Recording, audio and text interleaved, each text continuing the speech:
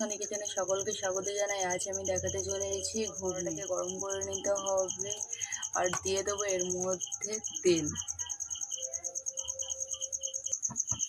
তেলের উপর দিয়ে দেব দুটো তেজপাতা, একটা শুকনো লঙ্কা আর একটু জিরে ফোড়ন।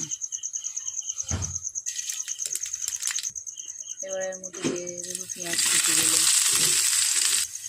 এবারে এর মধ্যে আমি দিয়ে দেবো রসুন বাটা, দিয়ে একটু ভালোভাবে নাড়াচাড়া করবো। এবারে আদা রসুন পেঁয়াজ ভালোভাবে ভাজে ভাজে হয়ে এলে এর মধ্যে দিয়ে দেবো আমি কুচানো কয়েকটা টমেটো। এবারে এর মধ্যে আমি দিয়ে দেবো পরিমাণ মতন হলুদ গুঁড়ো, পরিমাণ মতন লঙ্কার গুঁড়ো আর দিয়ে দেবো স্বাদ অনুযায়ী লবণ।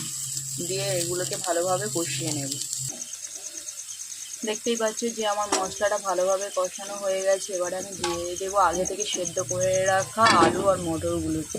আলু মটরটাকে ঢেলে দিয়েছি। এবার আমি ভালোভাবে আলু মটরটা কষিয়ে নেব।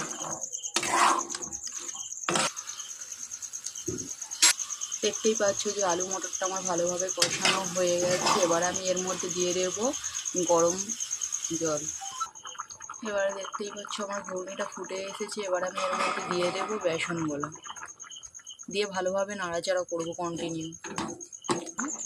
দেখতেই পাচ্ছ যে এবার আমার ঘুগনিটা হয়ে এসছে। এবার আমি এর মধ্যে করে রাখা ধনে পাতা আর আগে থেকে করে রাখা জিরের গুঁড়ো দিয়ে আমি এবার লাভিয়ে নেব। দেখতেই পাচ্ছ যে আমাদের ঘুগনি হয়ে গেছে। তো যদি আমার রেসিপিটা ভালো লেগে থাকে তাহলে একটা লাইক, কমেন্ট ও আমার চ্যানেলে একটা সাবস্ক্রাইব করে দিয়ে